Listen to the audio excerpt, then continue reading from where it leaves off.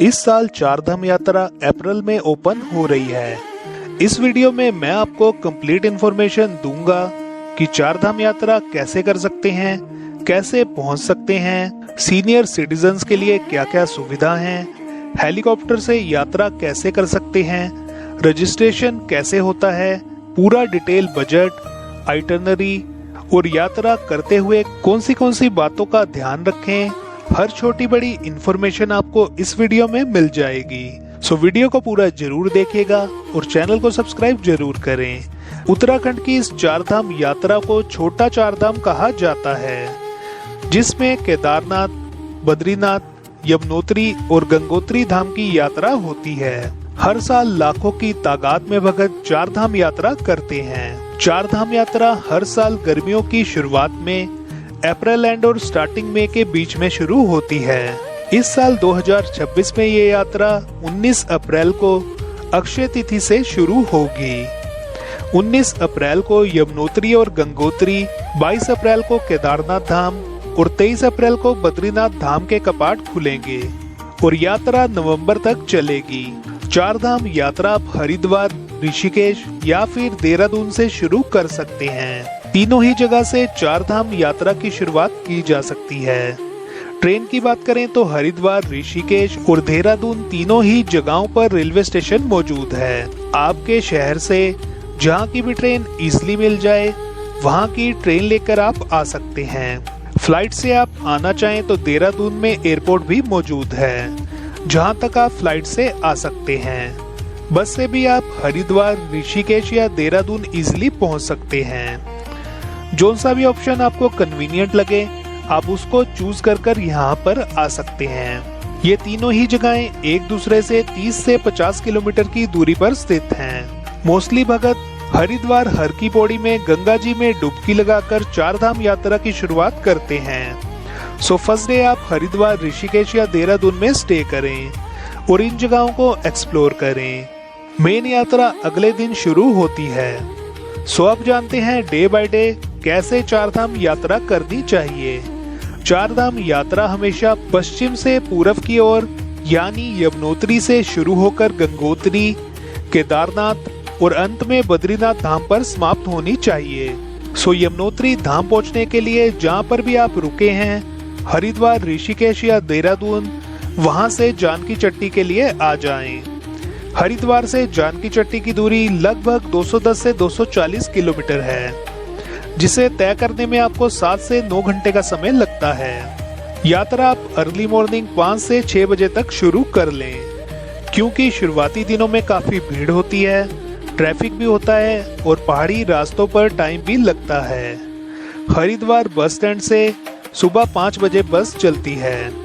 आप red bus या Paytm travel जैसे प्लेटफॉर्म पर ऑनलाइन बुकिंग चेक कर सकते हैं। आप प्राइवेट टैक्सी या शेयर टैक्सी से भी ये यात्रा कर सकते हैं। एक तरफ का किराया लगभग 4500 से 6000 रुपए तक का लगेगा। रूट आपका कुछ इस प्रकार रहेगा: हरिद्वार, ऋषिकेश, नारेंद्र नगर, चंबा, बरकोट, हनुमान चट्टी और फिर जानकी चट्टी। स्टे आप अपना बरकोट या फिर जानकी चट्टी में कर सकते हैं।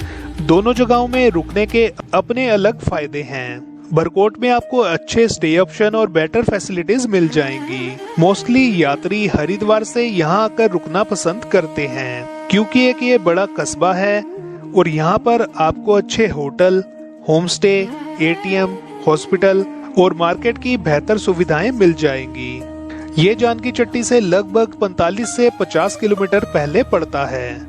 अगर आप परिवार या बुजुर्गों के साथ हैं और रात में आरामदायक कमरा और अच्छा खाना चाहते हैं तो बरकोट बेस्ट है। जानकी चट्टी यमुनोत्री ट्रैक का स्टार्टिंग पॉइंट है, जहां रुकने का सबसे बड़ा फायदा समय की बचत है। यहाँ रुकने की जगहें बेसिक होती हैं, जैसे धर्मशाला और गेस्ट हाउस। यहाँ रुकने पर आप अगले दिन सुबह 4 से 5 बजे ही अपनी चढ़ाई शुरू कर सकते हैं, जिससे आप भीड़ से बच जाएंगे और जल्दी दर्शन करके वापस आ जाएंगे।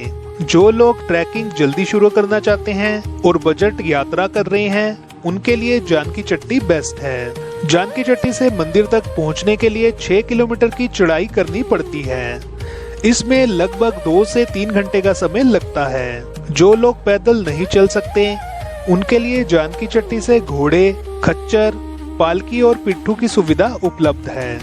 मेडिकल शॉप, खाने पीने की दुकानें, वॉशरूम आपको रास्ते में मिल जाएंगे। ऊपर पहुंचकर आप मंदिर में दर्शन करें। मंदिर में दर्शन करने के बाद आप नीचे जानकी चट्टी आ जाएं।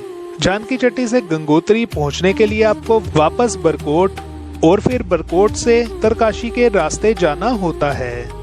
ये पूरी यात्रा सड़क के माध्यम से होती है और रूट आपका कुछ इस तरह रहता है: जानकी चट्टी, हनुमान चट्टी, बरकोट, उत्तरकाशी, हरसिल और गंगोत्री। जानकी चट्टी से बरकोट लगभग 45 से 50 किलोमीटर की दूरी पर है। आप अपनी गाड़ी या फिर बस से बरकोट तक आ जाएं। इसमें लगभग 2 से 3 घंटे का समय लगेगा। बरकोट से उत्तरकाशी लगभग 80 किलोमीटर की दूरी पर है। यहाँ से आप धरासू बैंड होते हुए उत्तरकाशी पहुँचेंगे। इस सफर में 3 से 4 घंटे लगते हैं। अधिकतर यात्री उत्तरकाशी में विश्राम करते हैं। उत्तरकाशी से गंगोत्री लगभग 100 किलोमीटर की दूरी पर है। अगले दिन सुबह आप निकल सकते हैं। रास्ते में आप हरसिल की सुंदर वादियां एक्सप्लोर कर सकते हैं। इस दूरी को तय करने में आपको 4 से 5 घंटे का समय लगेगा। जानकी चट्टी या बरकोट से सीधी प्राइवेट टैक्सी भी आपको गंगोत्री के लिए मिल जाएगी। बस की बात करें तो जानकी चट्टी से आपको पहले बरकोट आना पड़ेगा और फिर बरकोट से उत्तरकाशी की बस लेनी पड़ेगी। उत्तरकाशी में आपको काफी अच्छे स्टे ऑप्शंस मिल जाएंगे। होटल और GMVN यहाँ पर उपलब्ध हैं और आप यहाँ के प्रसिद्ध विश्वनाथ मंदिर में दर्शन भी कर सकते हैं। मॉनसून के समय यहाँ पर भारी बारिश और लैंडस्लाइड होती है, सो वेदर अपडेट जरूर चेक कर आएं। गंगोत्री मंदिर का दर्शन करना चारधाम यात्रा का दूसरा सबसे बड़ा महत्वपूर्ण पड़ाव है। यहाँ की सबसे खास बात यह है कि यमुनोत्री या केदारनाथ की तरह यहाँ लंबे पैदल ट्रैक नहीं है। गंगोत्री में गाड़ियाँ मंदिर के पास तक जाती हैं। पार्किंग एरिया से मुख्य मंदिर की दूरी लगभग 200 से 500 मीटर की ही रह जाती है। ये रास्ता पूरी तरह पक्का और फ्लैट है। यहाँ कोई कठिन चढ़ाई नहीं है। पैदल चलने से मात्र 10 से 15 मिनट में आप मेन मंदिर पर पहुँच जाएंगे।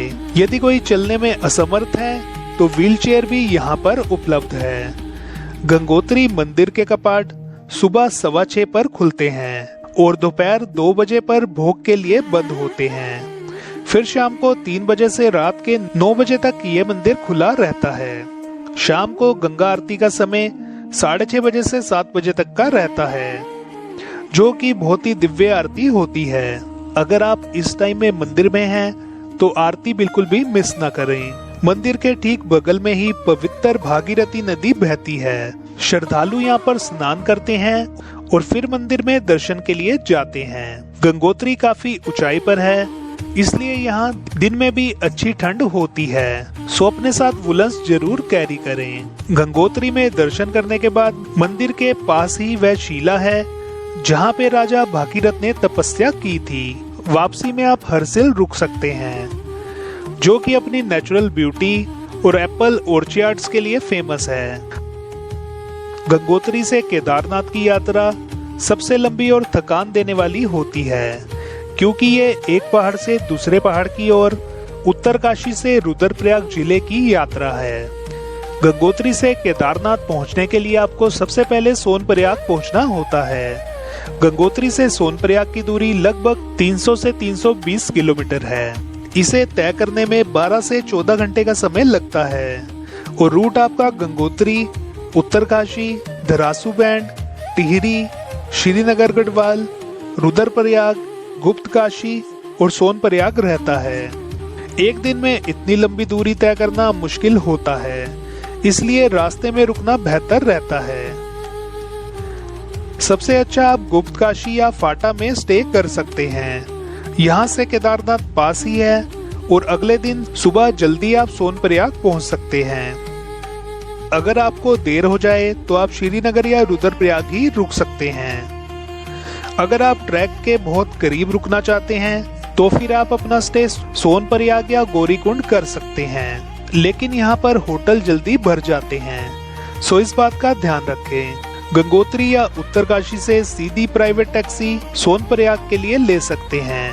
लाइक इनोवा की बात करें तो 8 से 12,000 रुपए में आपको इनोवा मिल जाएगी, जिसमें आप 6 से 7 लोग इजीली जा सकते हैं। गंगोत्री से सुबह जल्दी 5 से 6 बजे बस चलती है, जो आपको उत्तरकाशी या श्रीनगर छोड़ देगी। फिर वहां से आपको बस बदलनी पड़ती है। शेयर्ड जीप भी उत्तरकाशी से श्रीनगर और फिर श्रीनगर से सोनप्रयाग के लिए चलती है, जिससे आप आ सकते हैं। केदारनाथ मंदिर भारत के 12 ज्योतिर्लिंगों में से एक है और ऐसा माना जाता है कि इस पवित्र मंदिर में भगवान शिव की पूजा करने से तीर्थ यात्रियों को मोक्ष की प्राप्ति होती है। केदारनाथ मंदिर उत्तराखंड के रुद्रप्रयाग जिले में समुद्र तल से 3,584 मीटर की ऊंचाई पर स्थित है। धाम यात्रा करने के लिए सबसे पहले और इम्पोर्टेंट चीज है रजिस्ट्रेशन। सो आप 4 धाम की यात्रा करें या फिर 1 धाम की, रजिस्ट्रेशन आपको कराना पड़ेगा। साइट का लिंक मैं डिस्क्रिप्शन में डाल दूंगा। रजिस्ट्रेशन कराने के लिए आपको आधार कार्ड और फोटो की जरूरत होती है और ये प्रोसेस फ्री होता है। रजिस्ट्रेशन होने के बाद आप उसका प्रिंट आउट निकाल कर अपने पास रख सकते हैं और आप पर्सनल कार से भी सोनप्रयाग तक आ सकते हैं। सोनप्रयाग से आगे कोई भी पर्सनल व्हीकल नहीं जाता है, सो आपको अपनी गाड़ी सोनप्रयाग में पार्क करनी पड़ेगी, जिसके चार्जेस 100 रुपए पर डे के रहते हैं। सोनप्रयाग के रास्ते में आप 2 और जगहें घूम सकते हैं। नंबर 1 पर आता है धारा देवी टेम्पल। धारा देवी जी को 4 धाम का रक्षक माना जाता है, यहाँ पर आप जरूर दर्शन करें।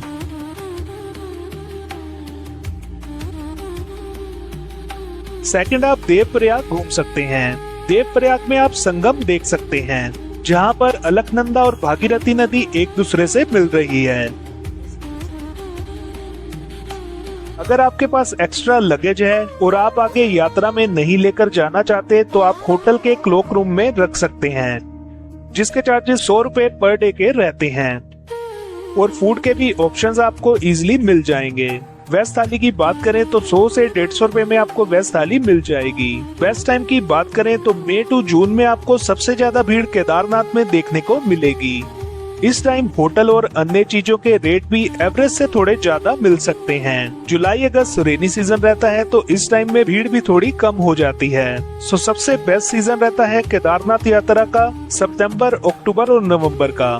इस टाइम पर आपको भीड़ भी कम मिलेगी और होटल भी इजिली मिल जाएंगे। डे 1 पर आप होटल में रेस्ट करें। नेक्स्ट डे मॉर्निंग में आप केदारनाथ की यात्रा शुरू कर सकते हैं। अगर आप सोनप्रयाग में रुके हैं तो आप गौरीकुंड के लिए अर्ली मॉर्निंग 3 या 4 बजे तक निकल जाएं, जिससे कि आप टाइम से गौरीकुंड और गौरीकुंड से आगे केदारनाथ धाम तक पहुंच जाएं। अगर भीड़ ज्यादा है तो आपको 1 से 2 घंटे शेयर टैक्सी जो सोनप्रयाग से गौरीकुंड लेकर जाती है उसके लिए वेट करना पड़ सकता है। शेयर टैक्सी सुबह 3 बजे से रात के 10 बजे तक चलती है। गौरीकुंड से आगे आपको 16 किलोमीटर का ट्रैक कर जाना होता है। ट्रैकिंग के बहुत से ऑप्शन आपको यहाँ पर मिल जाएंगे। आप पैदल जा सकते हैं या फिर घोड़ा, पालकी, पिट्ठू या फिर हेलीकॉप्टर से जा सकते हैं। घोड़े के चार्जेस 2000 से 2500 रुपए वन साइड के रहते हैं। आप ये प्राइस बार्गेन करके कम भी करवा सकते हैं और 5 से 6 घंटे में आप केदारनाथ घोड़े से पहुंच सकते हैं। पालकी के चार्जेस 5000 से 7000 रुपए तक के रहते हैं और टाइम 7 से 8 घंटे लगते हैं केदारनाथ धाम तक पहुंचने में। पैदल आप 12 से 13 घंटे में रुक कर नेचर एंजॉय करते हुए आराम से ये ट्रैक कर सकते हैं। हेलीकॉप्टर से अगर आप जाना चाहते हैं तो आपको सोनप्रयाग या गौरीकुंड आने की जरूरत नहीं है। आप गुप्तकाशी, फाटा, सिरसी से हेलीकॉप्टर ले सकते हैं। Helicopter online heli service Uttarakhand की ऑफिशियल साइट से बुक करवा सकते हैं। लिंक मैं डिस्क्रिप्शन में डाल दूंगा। 10 से 15 मिनट में आपको हेलीकॉप्टर केदारनाथ धाम पहुंचा देता है। रजिस्ट्रेशन आप जरूर करवा के आए क्योंकि हेलीकॉप्टर बुकिंग में आपको रजिस्ट्रेशन की जरूरत पड़ सकती है। अगर आप पैदल ट्रैकिंग करके आ रहे हैं तो फूड के भी ऑप्शन आपको मिल जाएंगे। जंगली चट्टी, भीमबली, छोटी लिंगचोली, बड़ी लिंगचोली, बेस कैंप, इन 5 जगहों पर आपको खाने पीने की शॉप्स मिल जाएंगी। आप लंच स्नैक्स यहां से ले सकते हैं। सो फाइनली आप पहुंच जाएंगे केदारनाथ मंदिर। सामने विशाल प्रांगण में बना हुआ केदारनाथ धाम देखकर आपकी सारी थकान उतर जाएगी। जब आप केदारनाथ पहुंच जाएंगे तो सबसे पहले आपको स्टे की अरेंजमेंट करनी होगी। होटल, डॉर्मेट्री, कैंप आप केदारनाथ में ले सकते हैं। रेट डिपेंड करते हैं कि क्राउड कितना है। अगर क्राउड ज्यादा है तो आपको रूम 3000-4000 तक का भी मिलेगा, और अगर भीड़ कम है तो वही रूम आपको 500 से 1000 रुपए में भी मिल जाएगा। GMVN की साइट से भी आप फैमिली रूम 6 से 7000 रुपए और डॉर्मेट्री 1000 रुपए में बुक करवा सकते हैं। टेंट के भी ऑप्शन आपको यहाँ पर मिल जाएंगे। 700 से 800 रुपए पर बेड और 300 से 400 रुपए ग्राउंड बेड का ऑप्शन आपको मिल जाएगा। सो जैसे आपको सही लगे ऑनलाइन ऑफलाइन अपने बजट के अकॉर्डिंग आप बुक करवा सकते हैं। खाने की बात करें तो अन्नपूर्णा रेस्टोरेंट और भी कुछ रेस्टोरेंट आपको केदारनाथ में मिल जाएंगे, तो खाने की कोई समस्या आपको यहाँ आकर नहीं होगी। ब्रेकफास्ट 100 रुपए और लंच और डिनर 200 रुपए में आप यहाँ पर कर सकते हैं। होटल लेने के बाद फ्रेश होकर आप केदारनाथ धाम दर्शन करने के लिए जा सकते हैं। केदारनाथ धाम में जो आरती होती है वो सुबह 6 बजे और शाम को 6 बजे होती है, और रात को 9 बजे मंदिर के कपाट बंद कर दिए जाते हैं। प्रसाद शॉप्स भी आपको मंदिर के पास मिल जाएंगी, जिनका रेट 100, 200, 300, 500 रुपए रहता है। प्रसाद लेने के बाद आप मंदिर में दर्शन कर सकते हैं। केदारनाथ मंदिर के अलावा भी 3 और जगहें आप केदारनाथ धाम में जा सकते हैं। फर्स्ट आप भैरव बाबा जा सकते हैं। यहाँ भी आपको जरूर जाना चाहिए। ऐसी मान्यता है कि केदारनाथ मंदिर में दर्शन करने के बाद भैरव बाबा मंदिर में भी माथा जरूर टेकना चाहिए, तभी यात्रा सफल होती है। केदारनाथ मंदिर से 500 मीटर का ट्रैक करके आप भैरव बाबा मंदिर जा सकते हैं। नेक्स्ट आप आदि गुरु शंकराचार्य जी का स्टैचू देखने जा सकते हैं। 12 फुट का ये स्टैचू बना हुआ है और PM मोदी जी ने इसका इनॉग्रेशन किया था। अगर आप ट्रैकिंग का शौक रखते हैं तो आप वासुकी ताल जा सकते हैं, जो कि एक डिवाइन लेक है। मंदिर से वासुकी ताल की दूरी 22 किलोमीटर की है। इसके लिए आपको एक दिन एक्स्ट्रा चाहिए होता है। जब भी आप केदारनाथ आए तो ट्रैकिंग शूज, अम्ब्रेला या रेनकोट, वार्म क्लोथ्स, कपूर जरूर साथ कैरी करें, क्योंकि बारिश सर्दी आपको केदारनाथ में मिल सकती है। और अगर आपको सांस फूलने की समस्या है तो कपूर आप सूंघ सकते हैं, उससे राहत मिलती है। या फिर ऑक्सीजन सिलेंडर भी अपने साथ सोनप्रयाग या गौरीकुंड से लेकर आ सकते हैं। और कैश आप अपने साथ जरूर कैरी करें। ATM आपको सोनप्रयाग में मिल जाएगा, पर उसके आगे ATM मिलना मुश्किल है, सो कैश आप पहले ही निकलवा लें। मोबाइल नेटवर्क की बात करें तो जियो, एयरटेल और BSNL के नेटवर्क आपको केदारनाथ में मिल जाएंगे।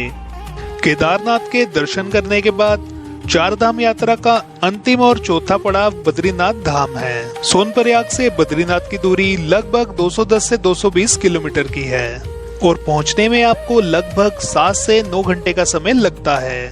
यहाँ का रूट सोनप्रयाग, गुप्तकाशी, ऊंगीमठ, चोपटा, मंडल, कोपेश्वर, चामोली, जोशीमठ और बद्रीनाथ रहता है। ऊंगीमठ और चोपटा वाला बहुत ही सुंदर रास्ता है। इसे भारत का स्विट्जरलैंड भी कहा जाता है। सो ये रोड ट्रिप आप बहुत ही एंजॉय करेंगे। सोनप्रयाग या गुप्तकाशी से सीधा टैक्सी भी चलती है, जिससे आप बद्रीनाथ पहुंच सकते हैं। सोनप्रयाग से बद्रीनाथ के लिए सुबह जल्दी 4 से 5 बजे बस भी चलती है। यदि सीधी बस ना मिले तो आप जोशीमठ की बस लेकर आ सकते हैं और आगे शेयर टैक्सी या प्राइवेट टैक्सी से बद्रीनाथ पहुंच सकते हैं।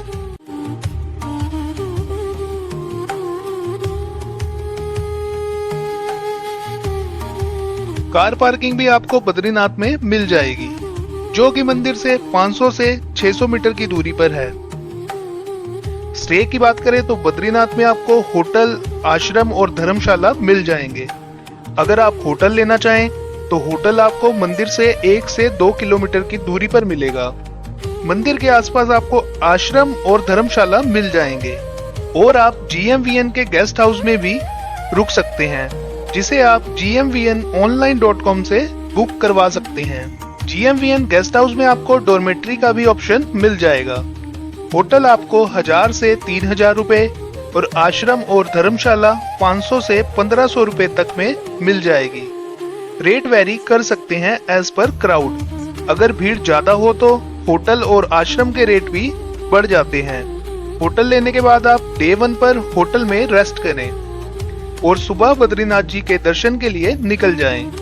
सबसे पहले आप तप्त कुंड में स्नान कर सकते हैं, जो कि एक गर्म पानी का कुंड है। उसके बाद आप प्रसाद लेकर मंदिर में दर्शन के लिए जा सकते हैं। प्रसाद की दुकानें आपको मंदिर के आसपास ही मिल जाएंगी और प्रसाद का प्राइस 100 रुपए, 200 रुपए, 300 रुपए तक रहेगा। बद्रीनाथ मंदिर की टाइमिंग सुबह 5 बजे से दोपहर के 12 बजे तक और शाम को 3 बजे से रात के 8 बजे तक रहती है और आरती की टाइमिंग सुबह 5 बजे और शाम को 5 बजे रहती है। सुबह आप मंदिर में दर्शन करने के बाद चरण पादुका ट्रैक के लिए जा सकते हैं, जहां पर आपको विष्णु जी के चरणों के निशान देखने को मिल जाएंगे, जो कि एक बहुत ही पवित्र और पूजनीय स्थान है। चरण पादुका तक पहुंचने के लिए आपको 3.5 किलोमीटर का ट्रैक कर पहाड़ पर जाना होता है। मंदिर की लेफ्ट साइड से चरण पादुका के ट्रैक का रास्ता निकल रहा है। ट्रैक कवर करने में आपको 1 से 2 घंटे का समय लग सकता है। 11,000 फीट की ऊंचाई पर स्थित चरण पादुका, यहाँ से आप पूरे बद्रीनाथ टाउन का एरियल व्यू भी देख सकते हैं। चरण पादुका की डिटेल वीडियो आप हमारे चैनल पर देख सकते हैं, लिंक मैं डिस्क्रिप्शन में डाल दूंगा।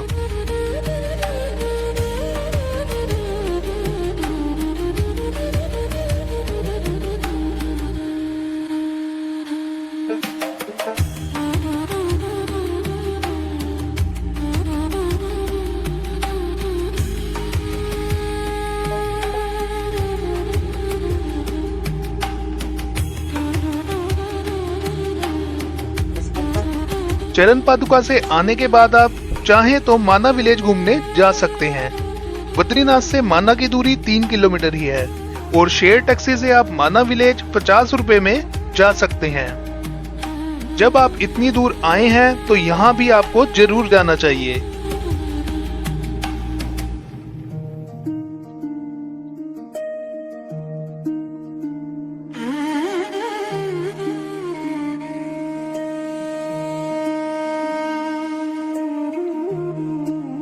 माना विलेज में आप वेदव्यास गुफा, गणेश गुफा और सरस्वती जी का उद्गम स्थल देख सकते हैं। सरस्वती नदी आपको सिर्फ यहीं पर देखने को मिलेगी।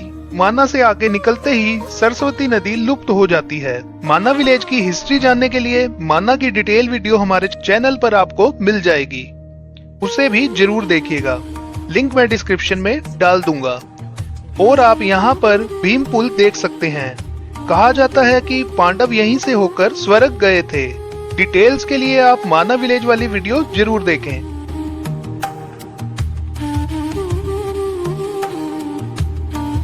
और आप यहाँ पर हिंदुस्तान की आखिरी चाय की दुकान पर चाय पी सकते हैं। ये इंडिया का आखिरी गांव है और इसके आगे इंडिया खत्म हो जाता है और चाइना शुरू हो जाता है।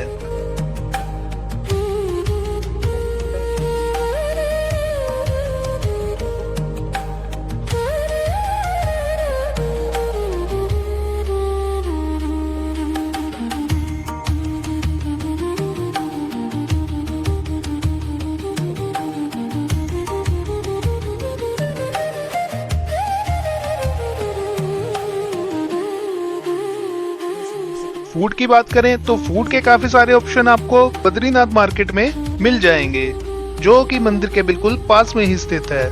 खाने पीने की दुकानें यहाँ सुबह 4 बजे से रात के 10 बजे तक खुली रहती हैं, सो खाने की कोई समस्या आपको नहीं आएगी। थाली की बात करें तो थाली आपको 100 से 150 रुपए में मिल जाएगी और आप यहाँ से कुछ शॉपिंग भी कर सकते हैं।